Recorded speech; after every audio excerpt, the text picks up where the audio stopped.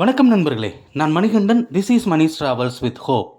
இது மாதிரி தொடர்ந்து பல வீடியோக்கள் வரப்போகுது. அதுக்கு நீங்கள் செய்ய வேண்டியது எல்லாம் நம்ம சேனலை சப்ஸ்கிரைப் பண்ணி ஆதரவு கொடுக்க வேண்டியது மட்டும்தான். இன்றைக்கி இந்த வீடியோவில் நம்ம பார்க்கக்கூடியது ஒரு வித்தியாசமான கோரிக்கை தான். ஆனால் வித்தியாசமான கோரிக்கைகள் எல்லாம் நிறைவேறுமா அப்படின்னு கேட்டால், இப்போது இருக்கக்கூடிய சூழ்நிலையில் வித்தியாசமான ரயில்களும் அறிமுகப்படுத்தப்படுகிறது. அப்படி இருக்கக்கூடிய சூழ்நிலையில் நீண்ட நாட்களாக இருக்கக்கூடிய இந்த வித்தியாசமான கோரிக்கையும் நிறைவேறுவதற்கான வாய்ப்பு இருக்கிறது. ஆனால் ரயில்வே தான் மனசு வைக்கணும். அது என்ன கோரிக்கை அப்படின்னா, சென்னை சென்ட்ரலில் இருந்து மதுரை வரைக்கும் ஒரு வாராந்திர சிறப்பு ரயில் வேண்டும்.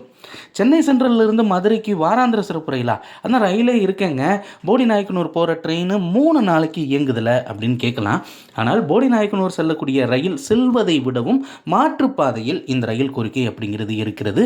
சென்னை சென்ட்ரலில் இருந்து புறப்படக்கூடிய இந்த ரயிலானது அங்கிருந்து அரக்கோணம், காட்பாடி, ஜோலார்பேட்டை, சேலம், ஈரோடில் இருந்து திருப்பூர், கோயம்புத்தூர் போயிட்டு அதுக்கப்புறம் இந்த ரயிலானது அங்கே இருந்து பொள்ளாச்சி, உடுமலைப்பேட்டை, பழனி, ஒட்டஞ்சத்திரம், திண்டுக்கல் வழியாக மதுரைக்கு வர வேண்டும் அப்படிங்கிறது தான் கோரிக்கை.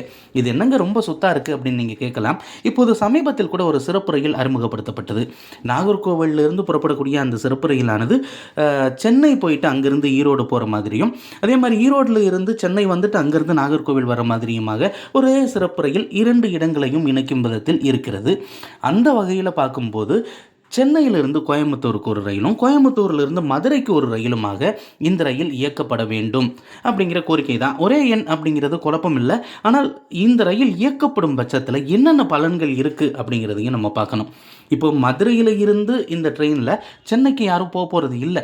ஆனால் இதில் என்ன பலன் இருக்குது அப்படின்னா, பழனியில் இருந்து சென்னை செல்வதற்கு ஒரு நல்ல கனெக்டிங் அப்படிங்கிறது இருக்கிறது. இப்போது பாலக்காட்டில் இருந்து பழனி வழியாக சென்னை சென்ட்ரல் செல்லக்கூடிய ரயிலானது அங்கே இருந்து திண்டுக்கல்லிருந்து மாறி கரூர் வழியாக சேலம் போய் அங்கேருந்து போகுது. ஆனால் இந்த ரயில் இயக்கப்படும் பட்சத்தில் பழனி, உடுமலைப்பேட்டை, பொள்ளாச்சி இந்த பகுதிகளில் இருந்து டைரெக்டாக சென்னை சென்ட்ரலுக்கு ரயில் அப்படிங்கிறது கிடைக்கும். குறைந்த நேரத்திலேயே பயணிக்கிறதுக்கான வாய்ப்பு அப்படிங்கிறது இருக்கிறது. அதாவது பாலக்காடு சென்னை சென்ட்ரல் ரயிலை விடவும் குறைவான நேரம். ஏன்னா பொள்ளாச்சியிலிருந்து எடுத்து அப்படியே டைரெக்டாக கோயம்புத்தூரில் இருந்து ஈரோடு, சேலம் வழியாக இந்த ரயில் நிச்சயமாக சென்னை சென்ட்ரலை சென்றடைந்து விட முடியும். அதே மாதிரி சென்னை சென்ட்ரலில் இருந்து பழனி, உடுமலைப்பேட்டை, பொள்ளாச்சி இந்த பகுதிக்குமே ஒரு நல்ல கனெக்டிங் அப்படிங்கிறது இருக்கும்.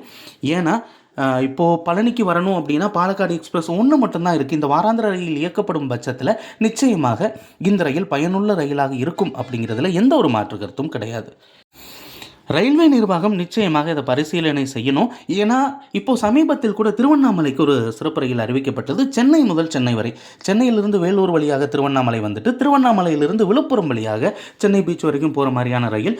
ஸோ இந்த மாதிரியான வித்தியாசமான யோசனைகள் நிச்சயமாக ரயில்வேவுக்கு நல்ல பலனை தரும்.